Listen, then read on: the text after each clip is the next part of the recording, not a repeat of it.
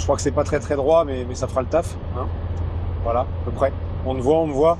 Voilà, petit test d'une vidéo avec la caméra installée dans le camion pour les 2h17 de route qui nous restent. Donc on peut faire une vidéo de 2h17 pour vous parler de l'Ultra Bike France Jura qu'on vient de faire sur la route du retour. On va quand même essayer de faire plus court parce que sinon vous allez vous endormir avant et peut-être que nous aussi. C'est ce que j'allais dire. Parce qu'on est un petit peu fatigué quand même de ce chouette week-end dans le Jura.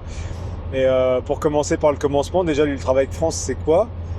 C'est une série d'épreuves cyclistes de vélo, voilà, d'ultra distance, jusqu'à 500 km, qui a été créée par Hubert et Jean-Marc, deux gars qui sont du côté de Toulouse. Et donc il y a 500 km, il y a un 300 km et un 200 km, avec quand même pas mal de dénivelé sur chaque distance. Par exemple, là moi j'ai fait le 500 avec environ 9000 D+, et Laurence, toi t'as fait le 200 et t'avais 3005 de D+. Voilà, donc des trucs qui tapent bien les pattes. Alors, je pense que le dénivelé, c'est le truc qui peut faire un peu peur plus que la distance. Maintenant, voilà, quand on y va en sachant qu'on va grimper un peu, c'est cool. Et c'est vrai que ça permet quand même de profiter de chouettes paysages. Donc là, on a pu bien découvrir le Jura. Il y a Nicolas, vous pouvez le retrouver sur Insta, qui a tracé le parcours. Enfin, même qui a tracé les parcours et qui nous a fait des jolies choses. Et moi, sur le 500, c'est vrai que j'ai eu, je pense, un bel échantillon de tous les paysages du Jura. Toi, sur le 200, tu as dû voir pas mal de choses aussi. Ouais, on est passé par pas mal de lacs et de petits cols et tout. Non, c'était cool. Par contre, voilà, très beau parcours, mais aussi quand même difficile. Moi, sur le 500, on n'a pas eu de cadeau avant la fin. C'était assez vallonné, donc on avait des bonnes côtes à monter, quelquefois avec des pourcentages un peu élevés. Puis sur la fin, c'était grosse côte. Après, on se disait qu'on allait beaucoup descendre. Puis il y avait plein de petits coups de cul à 10% tout le temps là, histoire d'être sûr qu'on soit bien pété avant la fin. Mais c'était rigolo. Du coup, juste j'ai dit à Nicolas à la fin que je le trouve un peu moins sympathique qu'avant. Mais non, c'était chouette, vraiment des beaux parcours. Voilà, toi Laurence, est-ce que tu as envie de raconter un peu ton expérience sur ce 200 km rapidement? Un peu comme toi, en fait, sur les 200, on a eu 15 belles montées, en tout cas répertoriées sur le Garmin. Et rien n'était cadeau finalement parce que jusqu'à la fin, on va dire jusqu'aux les 5-7 derniers kilomètres, ça grimpait. On a eu des fois quelques passages sur des routes qui étaient juste géniales, où c'est vallonné, mais on peut avancer tranquillement, etc. Ce qui aurait dû être le cas d'ailleurs d'avancer tranquillement, sauf que si ça grimpait pas, on avait le vent de pleine face. Et du coup, au lieu de se dire « Waouh, on va pouvoir avancer, appuyer sur les pédales », en fait, on se retrouvait à appuyer sur les pédales pour tenter d'avancer. Donc, c'était pas cadeau. Après les belles descentes, je fais une petite... un petit poc à mon pote GG qui, à chaque descente, dit « c'est des kilomètres gratuits ». Et franchement, quand on avait ces belles descentes, ça faisait du bien de voir les kilomètres défiler sur le compteur. Les parcours étaient très beaux. Alors après, ils sont exigeants au niveau des nivelés et tout. Surtout pour nous qui habitons La Rochelle et qui n'avons pas l'habitude de grimper. Clair. Et ouais, là, la météo, ça a été l'enfer, quoi. Enfin, ça, l'organisation n'y peut rien. Et ça ajoute un peu de piquant au truc. Mais moi, sur le 500 km, il y a un moment, on avait une partie qui était quand même un peu plus cool, un peu plus roulante, limite faux plat descendant ou du plat. Mais le vent de face tout le temps. Et puis après la nuit, sous la flotte. Le matin, ça a été des averses, mais alors on était trempés, mais bien comme il faut. Enfin, tout ça, vous le découvrirez dans la vidéo que je vais faire de cette petite aventure qui sortira sur la chaîne principale prochainement. Faut déjà que je finisse la vidéo de la Race Cross Paris. Vidéo, vous me verrez encore un petit peu souffrir des genoux parce que j'étais pas encore bien remis. Je sais que beaucoup m'ont posé la question. Pour les genoux, j'ai quand même pris le départ de cette Ultra Bike France. Et d'ailleurs, Jean-Marc et Hubert proposaient durant le briefing de changer de parcours en cours de route. S'il y a des gens qui se sont rendus compte que le 500, par exemple, finalement, ils n'allaient pas le boucler, ils pouvaient bifurquer à un moment sur le 200 ou le 300. Il y avait des endroits où les parcours se séparaient. Moi, c'est déjà le truc que j'avais envisagé au cas où. Finalement, je suis quand même poussé pour faire le 500. Et en fait... sur place, donc il y avait la salle pour le briefing qui servait aussi d'endroit pour le départ, pour l'arrivée, avec le ravito de fin qui était bien garni d'ailleurs. Il y avait un petit stand de nutrition sportive au départ, et puis il y avait des massages aussi pour l'arrivée. Et les massages, donc il y a Marion qui pratiquait ces massages sportifs. On sent que c'est une nana qui est vachement calée dans le domaine et qui fait bien les trucs. Et la veille de la course, donc juste avant le briefing, elle m'a fait un petit check-up, tout ça, pour regarder un peu le pourquoi du comment pour les genoux, enfin voir si on pouvait débloquer un peu tout. Alors moi, évidemment, j'étais un peu coincé de partout. Il y a encore des choses à revoir. Et elle m'avait dit, bah, tu vas sûrement te sentir un peu tout mou pendant 40-50 bornes au début, ce qui a été le cas. Après, ça a mieux démarré. Je me suis en plus rasé des carrés de poils sur les genoux. Enfin, j'ai un style, là, c'est génial. Comme ça, j'ai pu strapper. Là, maintenant que j'ai enlevé les straps, j'ai des coups de soleil. Oui, parce qu'on a quand même eu du soleil et chaud sur la fin du parcours, hein, après avoir été bien gelé par la pluie. Voilà. Et donc, bah, avec tout ça, ça a tenu pendant un temps, à peu près jusqu'au kilomètre 300. Vraiment où c'était bien, jusqu'à en fait à la base de vie qui était sur le parcours. Et reparti de là, j'ai pas réussi à dormir à la base de vie, tout ça, donc peut-être que ça fait que ça n'a pas assez reposé. Là, ça a été compliqué. J'ai quand même pu finir, mais en ayant bien mal au rotule. Et en fait, là, c'est très frustrant de se dire qu'on peut pas s'exprimer pleinement sur le vélo, qu'on a envie d'avancer plus fort, plus vite, qu'on peut appuyer sur les pédales, mais que dès qu'on veut, les rotules les disent non, tu vas rester tranquille et tu vas avancer à 2 à l'heure. Et puis voilà. Pour en revenir un peu sur l'histoire de la base de vie, ça, les 3 parcours y passaient. Et même chose, très bien organisé, il y avait plein de trucs à manger. Éventuellement, il manquait juste un petit truc chaud, c'est ce qu'on leur a dit, pourquoi pas un petit peu de riz, de purée, de soupe, enfin je sais pas, un petit truc chaud, surtout là que on est arrivé sous la flotte. Pour ceux qui sont arrivés de nuit, ça peut être plaisant. Il y avait de quoi dormir, boissons chaudes, boissons froides, il y avait de quoi prendre une douche, il y avait de quoi faire caca, il y avait de quoi se laver les dents. Si on prenait sa brosse à dents, bien sûr, on n'avait pas partagé non plus, faut pas déconner. Et on pouvait laisser un sac de délestage, un drop bag qui nous amenait sur place. On pouvait mettre du change et tout ça. Donc ouais, niveau organisation, franchement, c'est très propre. Ah ouais. Il n'y a pas grand chose à redire. Enfin, c'est vraiment des petits événements qui méritent à être connus parce que c'est des gars qui font les choses bien. Enfin, ce sont deux bien. passionnés de vélo. On se sent bien, c'est bonne ambiance. La bienveillance. Ouais. Non, vraiment bien. Et puis il y a du départ à l'arrivée, c'est bien fait. À l'arrivée, ils surveillent bien les trackers, comme ça. On a tous eu l'arrivée accueillie avec la cloche et tout.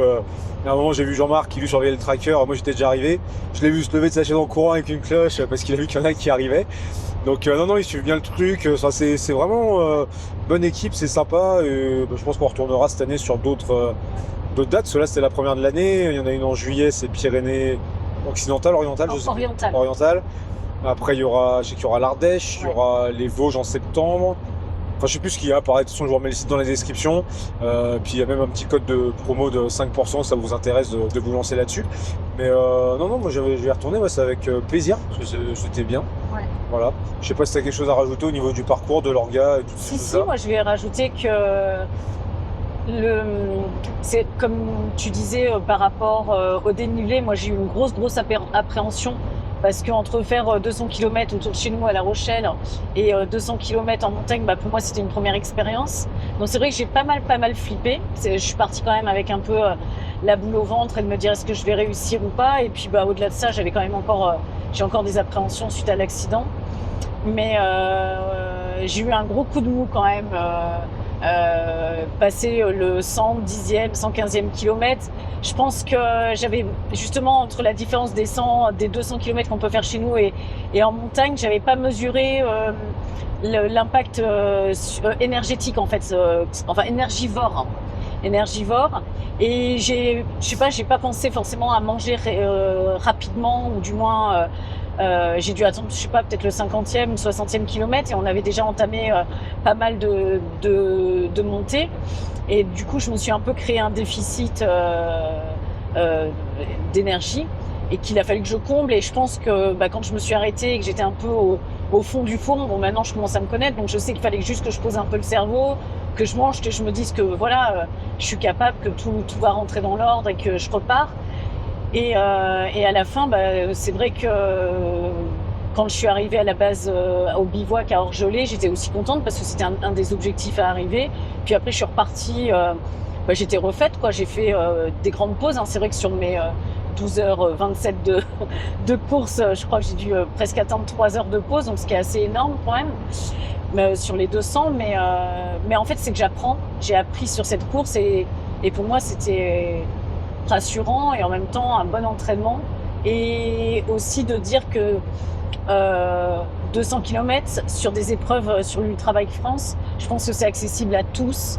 avec un petit peu d'entraînement avant, c'est sûr, hein, faut pas se dire, bah voilà, je fais 50 bandes tous les week-ends et je vais me lancer sur un 200 avec beaucoup de dénivelé. Il faut un petit peu rouler avant, hein, ça c'est sûr. Mais vraiment, faut pas avoir peur parce que c'est une toute autre organisation de pédalage, une toute autre forme d'aventure et sincèrement, moi, j'y retournerai juste pour faire du 200 ou du 300. Le 500, je sais pas encore, mais vraiment, sur la journée, ça se fait et ça se fait bien. On a une barrière horaire qui est hyper large. J'avais jusqu'à 1h du matin. On avait tous jusqu'à 1h du matin sur le 200 km en partant à 8h. Voilà, ça faisait 17 heures sur le 200. Le 300, je sais plus. Tu sais, toi, le 300 300, je sais plus, je vous le marque en bas de l'écran. Ouais. Et sur le 500, on avait 34 heures, voilà, Ouais, jusqu'à c'est 18 heures le dimanche soir. Ouais. Donc non, ça passe. Faut pas non plus dormir pendant 10 ans à chaque coin de rue, mais ça passe. Voilà, même moi avec des genoux pétés, j'ai perdu pas mal de temps. Ça rentre quoi. Enfin, je l'ai fini encore en 31 heures, je crois. Complètement. Non, c'était chouette. Voilà. Et pour vous montrer à quel point l'orga est vraiment attentionné vis-à-vis de nous, il nous demande sur le groupe WhatsApp de mettre, si on doit s'arrêter dans la journée, plus de 2 heures consécutives, juste de le signaler pour pas qu'ils s'inquiètent, parce que s'ils voient que notre balise ça ne bouge pas pendant un certain temps, ils nous envoient un petit appel, un petit message. Donc ça déjà aussi c'est rassurant, parce que quand on se retrouve dans des régions où on connaît strictement personne, c'est vrai que c'est vraiment une grosse aventure. Et la nuit, ils demandaient aussi aux participants d'envoyer un petit message s'ils s'arrêtaient plus de 30 minutes à dormir quelque part. Et ça, c'est juste exceptionnel parce qu'on sait qu'on est accompagné, on sait que tout se passera bien. Voilà, il y a eu une chute et Hubert est allé chercher la personne qui avait chuté. Voilà, il y a plein d'attention. Et même le dernier, on pensait qu'il y avait encore une personne qui était sur le point d'arriver, mais on voyait que sa balise bougeait pas. Il était à 17 km de l'arrivée jusqu'à hier soir. Et puis au bout d'un moment, on trouvait ça bizarre et Jean-Marc a regardé puis il fait mais non, en fait la personne était arrivée, mais sauf que la balise n'était pas stoppée ou elle avait été bloquée. Mais du coup voilà, la personne a été appelée par téléphone, il y a eu un message, des encouragements. Donc voilà, c'est vraiment une marque d'intention et ça rassure quand on participe à ce genre d'épreuve. Ouais, du coup les petits messages qu'il fallait laisser pour annoncer des pauses un petit peu longues, tout ça se fait dans le groupe WhatsApp qui était créé pour l'événement. Et pareil, dans ce groupe il y avait une très bonne ambiance entre tout le monde et j'ai vu que les gens jouaient le jeu à ce niveau-là. Moi le samedi soir je me suis arrêté dans un village qui s'appelle Mout. Apparemment c'est le village le plus froid de France et c'était un peu le dernier point pour se ravitailler avant la nuit. Donc on est plusieurs à s'être arrêtés dans une espèce de petit supermarché, on pouvait même rentrer avec les vélos, il y a des petites tables à l'intérieur, enfin c'était bien pour manger au chaud. Et j'ai vu que parmi ceux qui étaient à côté de moi, il y en a qui avaient mis des messages dans le groupe WhatsApp pour dire je m'arrête 30 minutes à Mout au supermarché, alors qu'il faisait encore jour, il n'y avait pas nécessité de le mettre. Mais bon c'était sympa, et puis ça m'a aussi donné des indications parfois pour certains trucs. Ouais. Donc non, c'était très bien niveau orga. Et là je vous parle du supermarché, je vous parle de bouffe. Je suis en train de penser à un truc. Jean-Marc, un des organisateurs, lui, il aime bien faire la bouffe. D'ailleurs, on a dormi dans un Airbnb avec eux pendant le week-end. C'est vrai c'est lui qui nous a fait manger, quoi. Enfin, voilà. Et pour l'arrivée, il avait préparé des croque-monsieur. Apparemment, c'est une petite tradition sur le Travail France. Et les croque-monsieur, c'est du fait maison. Laurence a participé d'ailleurs à leur élaboration. Et pour ça, il a fait sa petite béchamel maison et tout. Donc, non, c'est chouette. Voilà, c'est vraiment des petites choses sympas qui font plaisir, quoi. Complètement. Et c'est vrai que d'être accueilli, chaque participant accueilli avec la cloche, la félicitation, le diplôme aussi, on a un diplôme qui nous est remis. Et le t-shirt que j'ai là pour le 500. Et pour le 500, ils ont un t-shirt finisher. Ouais, qui est sobre, qui est simple, qui est agréable. Et puis alors, ils ont trouvé un fournisseur français avec un coton un peu éco-responsable, ça. Enfin, c'est vrai qu'on sent je trouve qu'il est de bonne qualité, il est agréable à porter, quoi. Du coup, il est chouette, quoi. Et puis il y a une petite loterie où on tourne la roue du vélo et on a un petit lot en plus.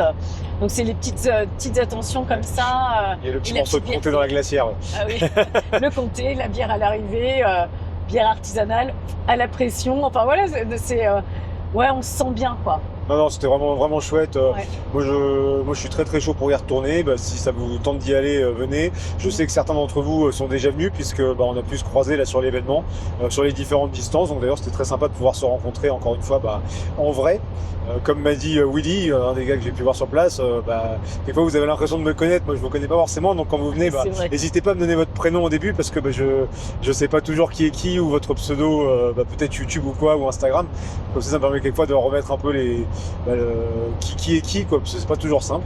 Mais c'est toujours très cool au niveau des rencontres. D'ailleurs, moi j'ai fini le parcours, les 120 derniers kilomètres avec Pierre, un gars que j'avais déjà croisé sur le Gravelman Flanders, donc il y a plus de 2 ans. Sa tête me disait quelque chose quand je l'ai aperçu au départ, et puis le matin, j'étais en train de dormir comme une merde sur une table dans une salle qu'on avait à dispo pour se reposer sur un point du parcours. Donc ça aussi c'était bien, c'était une salle supplémentaire en plus de la base de vie, hein. C'était juste pour se mettre un peu au chaud, faire le plein d'eau, avoir des toilettes et tout. Et puis à un moment il me dit mais en fait on s'est déjà vu sur le Gravelman et tout. Je suis ah bah oui, c'était croisé à tel endroit et tout. Donc voilà, on a fini ensemble, c'était chouette. Je crois qu'on a un peu fait le tour au niveau orga, parcours et compagnie. Ouais, et puis on c'est survolé, mais ouais, mais après c'est toujours des belles rencontres quand on est sur ce type d'épreuve. Il y a vraiment de l'entraide. Tout le monde a joué le jeu aussi. Je pense pas qu'il y ait eu de drafting. Voilà, tout le monde quand on retrouve un compagnon de route, finalement c'est pour se retrouver côte à côte et discuter. Et moi j'ai partagé toute une bonne partie de mon aventure avec Johan qui est en Suisse. Et c'était super agréable. On devrait peut-être se retrouver sur une prochaine épreuve aussi. Et j'incite les femmes à venir, même sur le 200. On était, au total, je crois, on était une 60aine de participants et il y avait 8 femmes. Je crois qu'il y en avait presque ou 10. Donc finalement, au ratio du nombre de participants, c'est plutôt pas mal. On est dans la moyenne des épreuves. Par rapport à d'autres épreuves, oui. Mais vraiment, il y a des belles épreuves, voilà, Ardèche, Pyrénées-Orientales et tout ça, et les Vosges. Et je pense que c'est accessible le 200, même si on est novice comme moi.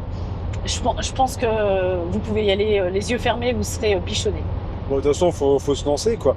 Et après, pour en revenir sur le nombre de participants, donc petit truc qui est assez étonnant, c'est que voilà, on était une 60aine, mais on était de la moitié sur le 500, alors que généralement sur les événements comme ça, plus la distance est petite, plus il y a de monde. Mais là, c'était à peu près 50% sur le 500, et après ça faisait 25-25 sur chacune des autres distances. Et Laurence parlait aussi de drafting. Ça c'est valable pour toutes les épreuves d'ultracyclisme où il n'y a pas le droit de drafter, en tout cas quand on roule en solo. Par contre, sur cet événement Ultra Bike France comme sur d'autres, il y a des catégories duo où là vous pouvez venir rouler du coup en duo. Et maintenant je crois que sur les race cross ils font en trio et en quatuor. Et donc là vous avez le droit de drafter, prendre des relais, tout ce que vous voulez. Par contre il faut toujours rester ensemble. Donc ça c'est le truc délicat de se dire il faut que je parte avec quelqu'un vraiment qui est du même niveau, et il faut avoir plus ou moins les coups de mou ensemble et les coups de mou ensemble. Sans ça peut vite devenir compliqué, mais ça peut être une autre expérience à tenter. Voilà un peu pour le tour de l'événement, ça fait déjà presque 20 minutes qu'on blablate. On n'est pas du tout bavard. Non. Et pour celles et ceux qui sont encore là, si ça vous intéresse, moi je peux vous donner 2-3 petits trucs sur du matériel que j'ai pu essayer ou réessayer ici. Notamment plutôt sur les vêtements de pluie, et ça tombe bien parce qu'en plus il se met à pleuvoir là sur la route, histoire de pas changer de paysage de trop. Donc j'ai essayé déjà pour le haut, vous savez actuellement j'ai 2 vestes Gore en service, donc la Gore Spin Shift qui est la veste un peu course on va dire, sans capuche ni rien, et la Gore Endure, je sais jamais comment on le prononce. Laurence s'est acheté la même couleur d'ailleurs, vous avez vu ça dans la vidéo précédente, qui elle est une veste avec capuche. Donc là j'ai essayé les deux en fait à tour de rôle sur la course. Je suis parti avec la Spin Shift sur la première journée, le samedi, et je me suis un peu fait saucer déjà en début de nuit, donc jusqu'à la base de vie. Alors, niveau imperméabilité et tout, il n'y a pas de souci. Franchement, elle est très bien cette veste, et je pense qu'elle est un peu plus respirante, ou du moins un peu plus légère, elle tient un peu moins chaud que la Endure. Par contre, c'est vrai que la coupe plus fit, des fois je peux me sentir un peu contraint dedans. C'est mon physique aussi qui fait que je coince un peu au niveau des épaules. C'est pas gênant pour rouler, mais bon, sur certains mouvements, ça peut me pénaliser un petit peu. Et après, j'ai préféré repartir avec la Endure pour la seconde partie de nuit, pour plusieurs raisons. Déjà d'une parce qu'elle a la capuche, et je me suis dit s'il y avait des grosses averses, ce qui a été le cas, ça permet quand même à des moments de se couvrir la tête. Aussi parce que si je voulais faire des micro-siestes, ce qui a aussi été le cas, je trouve que c'est intéressant d'avoir la capuche pour se mettre un peu la tête au chaud, que ce soit avec ou sans le casque, parce que la capuche passe par-dessus. Elle a des poches, ça peut être pratique, la coupe un peu plus ample qui peut être un peu plus confortable, et je me disais bien qu'elle tiendrait un peu plus chaud, donc pour la nuit c'est bien. Par contre pour la journée, j'ai peut-être un poil plus transpiré dedans. Mais je pense que la Endure est plus adaptée pour des épreuves d'ultra, et la Spin Shift plus pour des trucs un peu rapides, des courses. Par exemple, si j'avais fait le 200, le 300 km, j'aurais pris la spin shift parce que je sais que j'ai pas besoin de m'arrêter dormir. Là, pour des trucs plus longs, la endure est bien. Et la endure a un autre avantage qui pourrait d'ailleurs se faire sur la spin shift en modifiant. C'est un truc tout con, mais c'est que si vous roulez la nuit et qu'il fait un peu froid et que vous avez des gants, en fait, il y a des petites languettes souples au niveau des fermetures éclairs, donc c'est beaucoup plus simple à attraper et à manipuler pour ouvrir et fermer la veste que la spin shift où c'est juste un petit curseur métallique classique et avec les gants, quelquefois on a du mal à le sentir et à l'attraper. Voilà, c'est un tout petit détail, mais je me dis que pour une utilisation plus aventure, voilà, la endure est mieux. Après, là, pour le bas du corps, du coup, j'ai essayé le pantalon Gore que j'avais déjà. Mais là, il a pris beaucoup plus de pluie que ce qu'il a pu prendre d'autres fois.